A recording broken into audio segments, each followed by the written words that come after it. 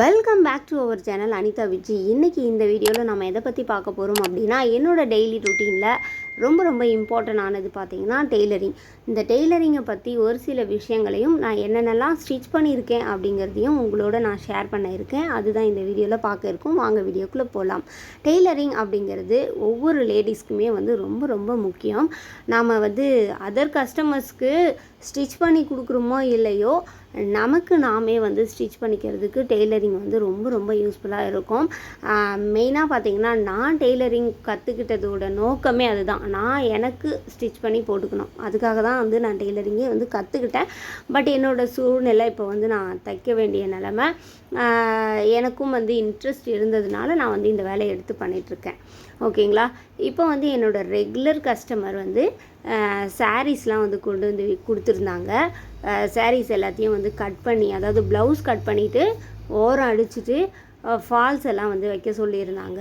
அதெல்லாம் பார்த்திங்கன்னா அந்த கட்டிங் ஒர்க்கெல்லாம் பண்ணலாம் அப்படிங்கிறதுக்காக நான் உட்காந்து ஒரு சுடிதார் கட்டிங் போட்டுட்டு, top cutting and pant cutting போட்டுட்டு, அதுக்கப்புறம் அந்த சாரீஸ் எல்லாம் ஓரம் அடிக்கிறதுக்காக ரெண்டு பக்கமே சைஸ் பண்ணணும் இல்லையா, அதெல்லாம் பண்ணி நல்லா நீட்டாக வச்சுட்டேன். அப்போ தான் நமக்கு ஸ்டிச் பண்ணுறதுக்கு கரெக்டாக இருக்கும் அப்படிங்கிறதுக்காக.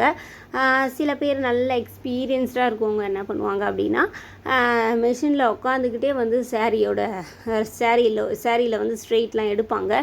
நான் அப்படி கிடையாது. முன்னாடியே சாரீஸு அந்த ஓரெல்லாம் கரெக்டாக ஸ்ட்ரெயிட் எடுத்துகிட்டு தான் ஸ்டிச்சிங்கில் உட்காருவேன். அப்போ தான் ஃபினிஷிங் பர்ஃபெக்டாக இருக்கும். அதனால் நெக்ஸ்ட்டு ஸ்லீவுக்கு பைப்பிங் வைக்கலாம் அப்படின்னு கிராஸ் எடுத்து வச்சுருந்தேன். பட் அவங்க எனக்கு அப்படியெல்லாம் எதுவும் சொல்லலை, பைப்பிங்லாம் வைங்க அப்படின்ட்டு.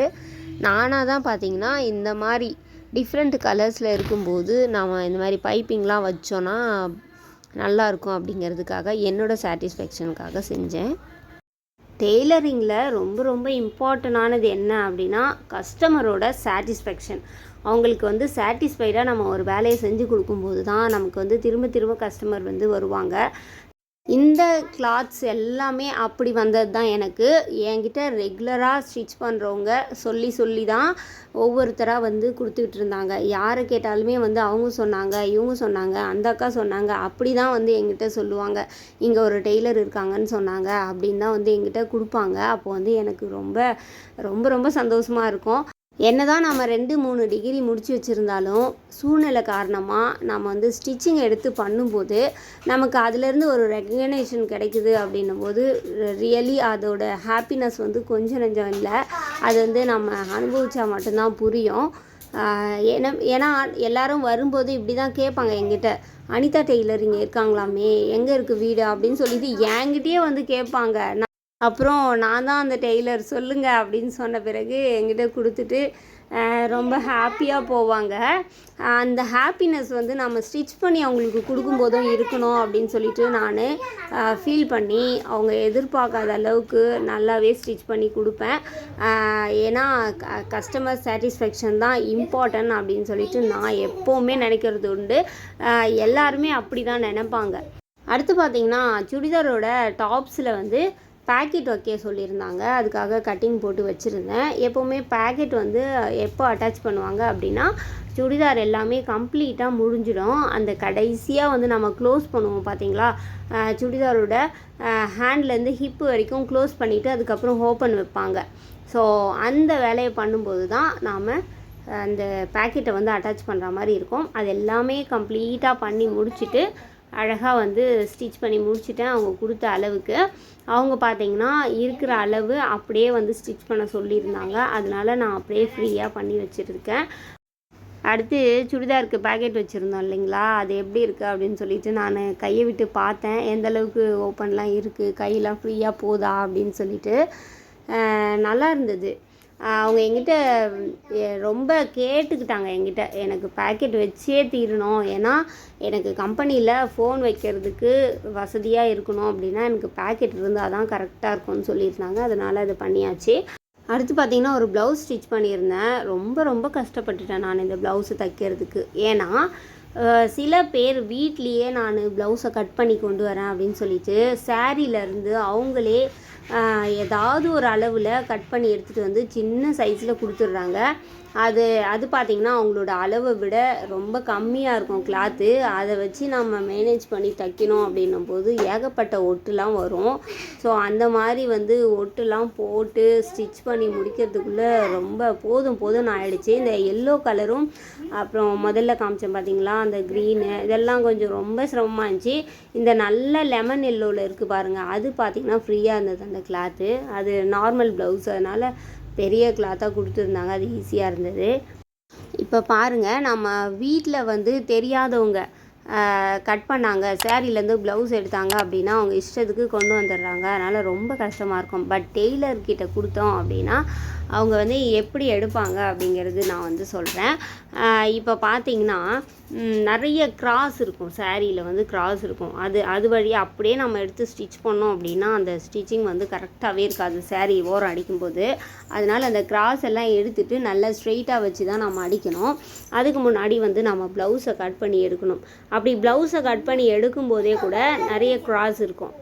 அந்த ப்ளவுஸ் அந்தளவுக்கு கரெக்டாக இருக்காது. இப்போ கூட பாருங்கள், நான் இந்த சேரீயோட முந்தி பக்கத்தில் கிராஸ் எடுத்துகிட்ருக்கேன்.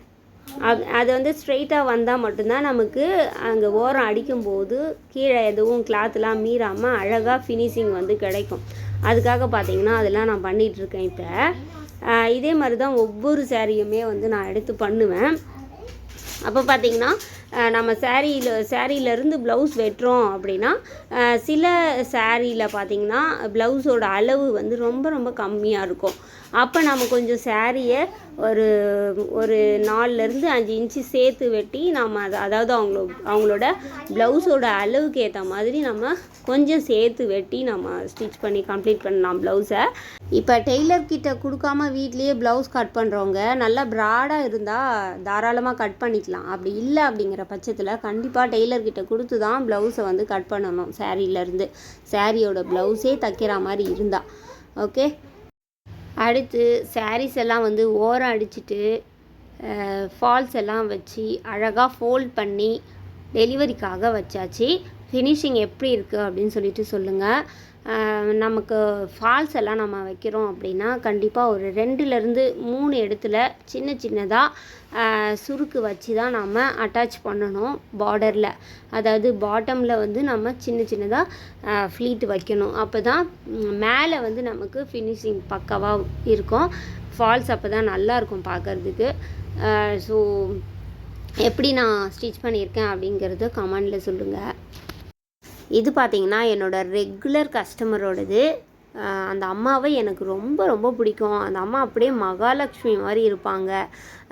என்னோடய கஷ்டங்களை வந்து அவங்கக்கிட்ட சின்னதாக ஷேர் பண்ணேன் அப்படின்னா அவங்க சொல்லுவாங்க. அவங்க வாயிலிருந்து நான் சொல்லாத முன்னே வந்து அவங்களே சொல்லுவாங்க, பிள்ளைங்களை வச்சுக்கிட்டு நீ என்னடா செய்வ, பொறுமையாக ஸ்டிச் பண்ணி கொடு, நான் எப்போ வேணால் வாங்கிப்பேன், நீ ஸ்டிச் பண்ணிவிட்டு எனக்கு கால் பண்ணுடா, நான் வந்து வாங்கிக்கிறேன் அப்படின்னு சொல்லிட்டு என்னோடய சூழ்நிலையில் இருந்து யோசித்து எனக்கு வந்து நிறைய டைம் கொடுப்பாங்க ஸ்டிச் பண்ணுறதுக்கு. நான் பொறுமையாக அழகாக ஃபினிஷ் பண்ணி அவங்களுக்கு கொடுப்பேன். அவங்க ரொம்ப சாட்டிஸ்ஃபைடாக தான் என்கிட்ட இருந்து ஒவ்வொரு முறையும் ட்ரெஸ் வாங்கிட்டு போயிருக்காங்க. ஸோ இந்த 2 சேரீயும் வந்து உடனே கேட்டிருந்தாங்க, அதனால் ரெடி பண்ணி வச்சுட்டேன். அப்புறம் அந்த அம்மா தான் சொல்லிவிட்டு ஒரு கஸ்டமர் வந்து கிடச்சிருந்தாங்க. அவங்க தான் பார்த்திங்கன்னா இந்த நைட்டியெல்லாம் கொண்டு வந்திருந்தாங்க.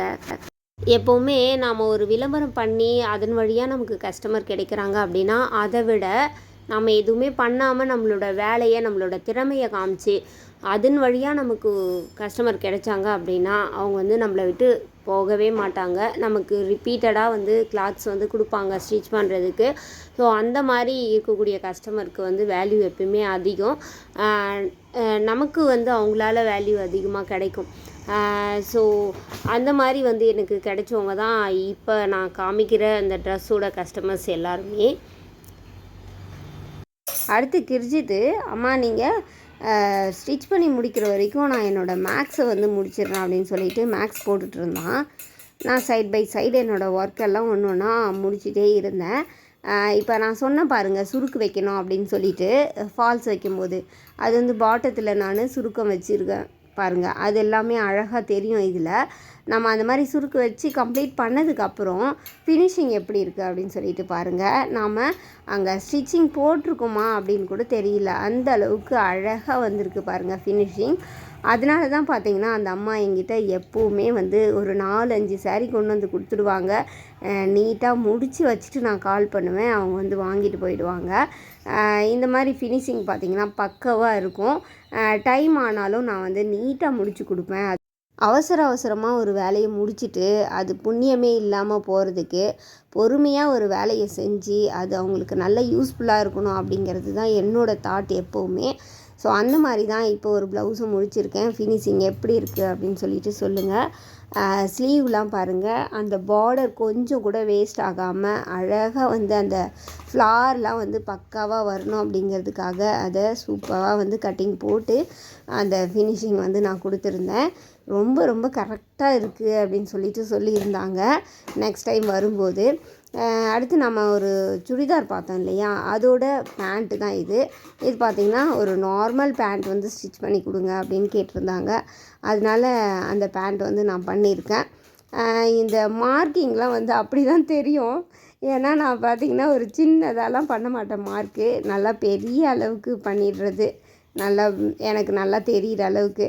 அப்போ தான் வந்து ஃபினிஷிங் அழகாக இருக்கும் அப்படிங்கிறதுக்காக மார்க்கிங்லாம் நான் அப்படி தான் பண்ணுவேன். இந்த பேண்ட்டு பார்த்திங்கன்னா பக்காவாக ஸ்டிச் பண்ணி முடிச்சுட்டு தான் நான் அன்றைக்கி வந்து தூங்கினேன். அது வரைக்கும் பார்த்திங்கன்னா கிர்ஜித் அன்றைக்கி மேக்ஸ் போட்டுக்கிட்டே இருந்தான். எப்படி இருக்குது அப்படின்னு சொல்லிட்டு சொல்லுங்கள் இந்த பேண்ட்டு.